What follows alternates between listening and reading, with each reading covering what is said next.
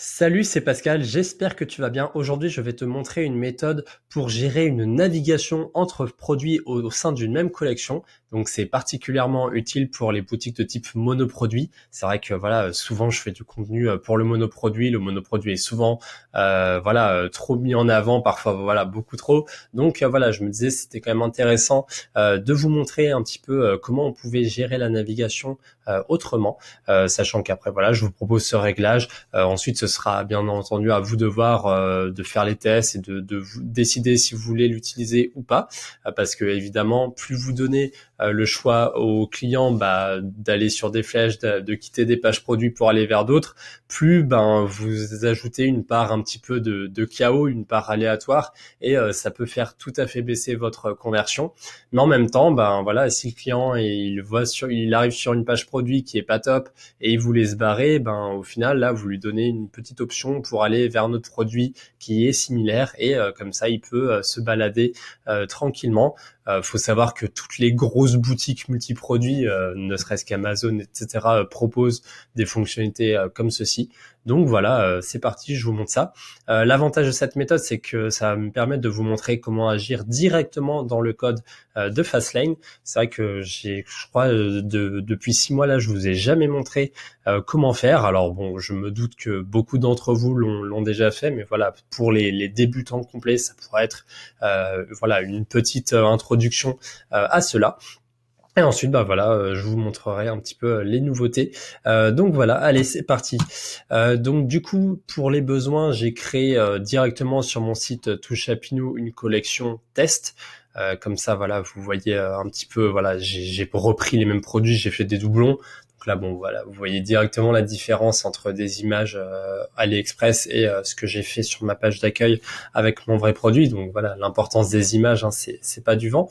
Donc là, vous voyez, hein, finalement, si on est sur ce produit, je peux effectivement mettre des related products en fin de fiche produit, mais après, voilà, je peux pas faire plus que ça. Donc là, il y a une petite option que je vais mettre et qui va vous permettre d'ajouter des informations juste ici pour faire article précédent, article suivant, etc. Donc voilà, c'est un réglage plutôt sympa. En plus de ça, je vous fournirai le code CSS pour qu'il s'affiche vraiment au mieux suivant une expérience desktop, une expérience mobile, etc. Donc comme ça, ce sera vraiment chouette.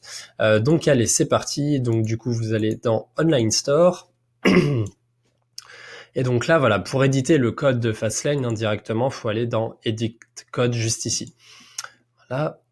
Donc du coup, l'inconvénient de cette méthode, vous allez le voir tout de suite, c'est que c'est dépendant, voilà, vous entrez un code personnalisé qui est lié à une mise à jour de Fastlane. Si Fastlane emploie une mise à jour qui va updater le contenu dans lequel se trouve le code que je vous ai donné, le code va être écrasé. Donc du coup, ça veut dire potentiellement à chaque mise à jour, vous devez remettre le code. Donc par rapport à ça, deux choses. Le thème Fastlane, bon, il a quand même atteint un rythme de croisière, il a atteint sa maturité. Là, par exemple, la mise à jour 2.10, je crois, elle est restée un bon mois et demi tranquille, sans qu'il y ait aucun nouvel ajout. Ensuite, là, depuis une semaine, il y a effectivement pas mal de mises à jour. C'est des mises à jour mineures de correction qui s'emploient à corriger les petits bugs ou les nouvelles fonctionnalités pour que ça fonctionne vraiment mieux. Mais à chaque fois, c'est ça, on va dire, il y a un rythme où c'est assez stable pendant 1 mois, 2 mois, et ensuite il y a des mises à jour. Donc après, pour mieux le gérer, moi ensuite je vous conseille de prendre un Word, de mettre par exemple les éléments où vous allez devoir rentrer le code, et ensuite tout simplement vous prenez un petit screenshot pour dire je l'intègre entre là et là. Et moi avec cette méthode ça marche nickel, c'est-à-dire j'ai plusieurs sites, même quand il y a une mise à jour qui du coup impacte l'ensemble de mes sites, ça me prend pas plus de 10 minutes de mettre tout à jour et de remplacer et de mettre le code dans n'importe lequel de ces sites. Donc du coup voilà, il y a pas non plus des process de dingue. Donc voilà, c'était la petite, mais c'est vrai que c'est une petite contrainte. Donc voilà, faut en être conscient par rapport à ça. Donc moi là, le code que je vais vous montrer, on va l'intégrer dans les snippets, donc il faudra aller ici, et ensuite comme on est sur la page produit, et du coup ce sera dans Product Page, donc il est là, voilà, juste ici. Donc là, voilà, vous avez tout le contenu de la page produit qui apparaît. Alors là, le code, si je me trompe pas, c'est une propriété propre à Shopify qui s'appelle du liquid. Donc après, bon, on reconnaît quand même une certaine structure, un petit peu propres au HTML, etc. Donc c'est des dérivés. Mais là, voilà, c'est finalement assez simple à lire. Encore une fois, il vous suffit de connaître un petit peu les options qui apparaissent dans une section, donc là ici dans la page produit, et de voir que là en fait il y a des conditions d'un réglage et ensuite ça affiche ça, s'il y a tel réglage ça affiche ça. Et la page produit, c'est l'une des pages les plus difficiles à comprendre parce que c'est vrai qu'il y a beaucoup de cas qui peuvent changer la structure de la page. Mais voilà, finalement vous voyez que c'est que de l'anglais, il n'y a pas besoin d'avoir peur, il y a un code couleur qui facilite la lecture. Donc par rapport à ça, voilà, c'est très clair. Là, vous voyez, par exemple, on voit aussi le code des applications Review, Loox et Shopify qui est directement intégré dedans. C'est voilà ce qu'on a répété plusieurs fois. Donc voilà, ça c'était la petite introduction pour les personnes qui étaient jamais allées dans le code là. Et vous voyez après, finalement, toutes les snippets, c'est finalement tous les éléments de Fastlane. Donc vous voyez le header, le footer, le méga menu, etc.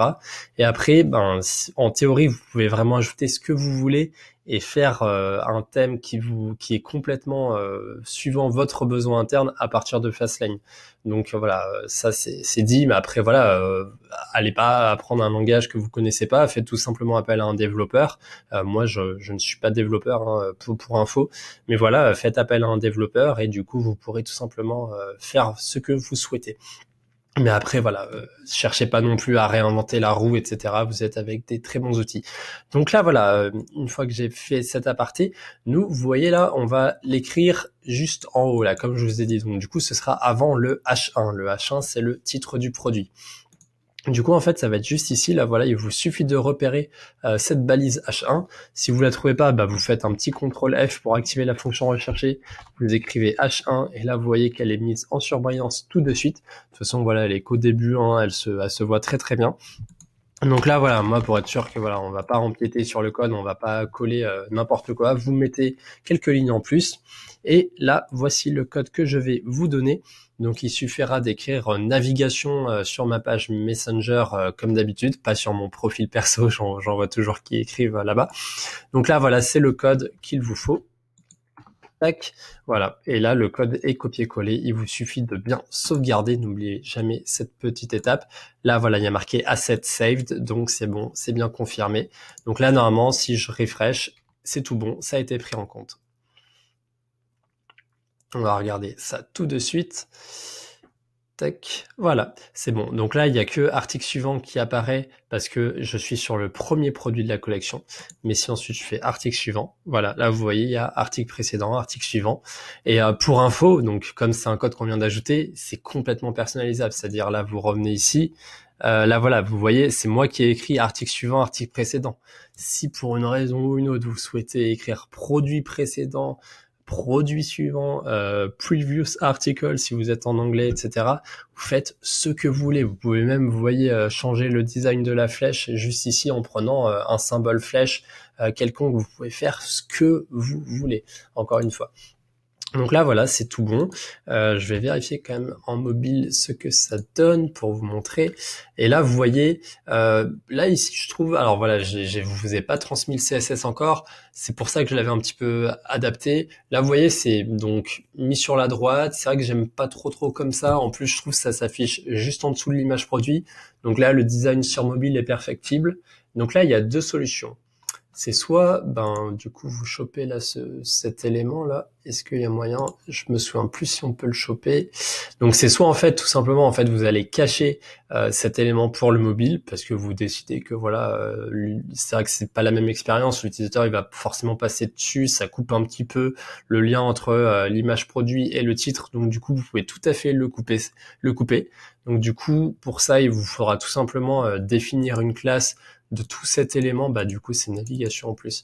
Donc c'est avec ce navigation que vous pouvez tout simplement le cacher. Sinon, en fait, on peut tout simplement ajuster le CSS pour mettre une petite marge entre la fiche, l'image produit et cet élément. Moi ensuite sur un shop, je l'avais plus centré, puisque là comme ça sur la droite j'aime pas trop, sachant qu'après il y a le titre aligné sur la gauche. Donc voilà, moi je crois que je l'avais aligné au milieu tout simplement. Mais là voilà, dans le cas de cet exemple, on va tout simplement essayer de le supprimer en mobile, voilà, pour pas s'embêter, c'est un exemple simple. Donc là, du coup, vous voyez, en fait, là, j'ai juste besoin de remonter, parce que là, le lien, c'est le fameux A. Là, le lien, je l'ai pas nommé, j'ai pas défini une classe. Donc, si je dis cacher les liens, il va cacher tous les liens. Donc, c'est pas du tout ce qu'on veut. Mais là, voilà, pareil, il y a une div, mais qui n'a pas été nommée. On remonte. Et là, il y a div.navigation. Donc là, ça va être tout simple.